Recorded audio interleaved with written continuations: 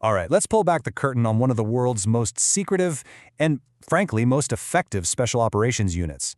These guys operate so far in the shadows, but their actions have made waves around the globe.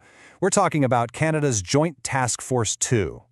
So this number you're looking at, 3,540 meters, that's not just some random statistic. It's a statement.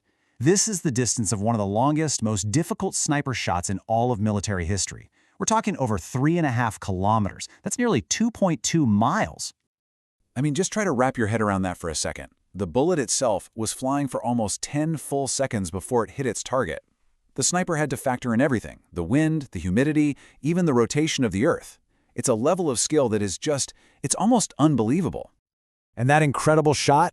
It was made by a sniper from Canada's Joint Task Force 2. It was this stunning feat that gave the world a very rare peek into the almost superhuman capabilities of JTF2. These are what we call Tier 1 operators, meaning they handle the most dangerous, most critical missions a country can face. They are the definition of silent professionals. But to really understand a unit this elite, we've got to go back. We need to look at a time when Canada realized it was facing a terrifying new threat and needed a brand new kind of weapon to fight it. You know, the 70s and 80s, they were a brutal wake-up call. You had this wave of terrorism, from the domestic crisis with the FLQ to international attacks like the storming of the Turkish embassy and the horrific bombing of Air India Flight 182. It all made one thing painfully clear. Canada needed a dedicated, military-grade counter-terrorism force. It was no longer a choice. It was an absolute necessity. And so, on April 1, 1993, Joint Task Force 2 was officially created. It was designed from the ground up to be Canada's surgical strike tool against terror, an elite force, always on high alert, ready to deal with threats anywhere in the world. So, what on earth does it take to even be considered for a unit that can make those impossible shots? Well, it's about way more than just being physically strong. We're talking about a level of mental toughness and intelligence under pressure that, honestly, very few people on the planet possess. Just take a look at these fitness standards for what they call the assaulter role. Now here's the most important part. These aren't the goals. These are the bare minimums just to get through the door. This is the absolute baseline. The guys who actually make it are performing way, way beyond this, and they're doing it while being constantly evaluated on how they solve problems when they're completely exhausted. Let's just focus on one of these for a second. 9 minutes and 45 seconds. That's the slowest you're allowed to run a mile and a half.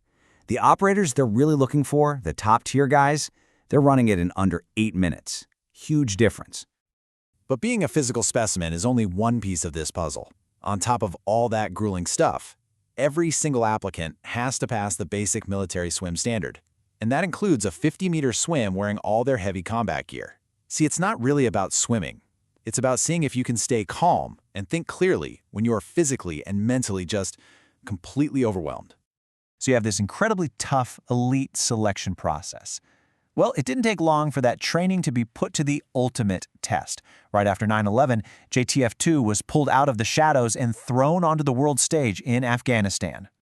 In the very first months of the war, JTF2 operators became a critical part of this elite multinational spec ops unit called Task Force K-Bar. They weren't just tagging along either. They were operating shoulder to shoulder with the best of the best, U.S. Navy SEALs, Army Green Berets, and they proved they absolutely belonged in that top tier. Their skills were on full display again during the incredibly tense Christian peacemaker hostage crisis in Iraq.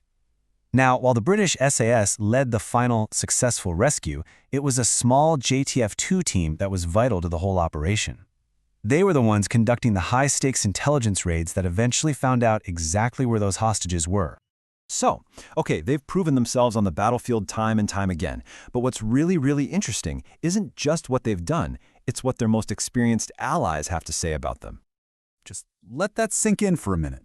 A direct action mission is code for the most dangerous stuff.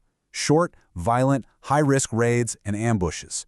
The commander of Task Force K-Bar, who was a U.S. Navy SEAL himself, had every American Tier 1 unit you can imagine at his fingertips. And he said, for the toughest jobs, his first choice was JTF2. In the world of special ops, there is no higher compliment, period. And they earned that reputation the hard way. They had a documented 100% mission success rate during their time with Task Force K-Bar. That perfect record, plus their ability to operate anywhere, sea, air, or land, is what built that incredible level of trust with their allies under the most intense pressure you can imagine. And this quote just nails their standing back home. Canada's own top general, Rick Hillier, he called them the Olympic athletes of soldiering. It just shows you that within their own military, they are viewed as the absolute peak, the gold medal standard of what a soldier can be. So, here's the bottom line. Units like JTF2 have to operate in the shadows. That's the nature of the job. But their impact? It's undeniable. They are living, breathing proof of what happens when you combine ruthless selection with relentless training and an unbreakable sense of duty.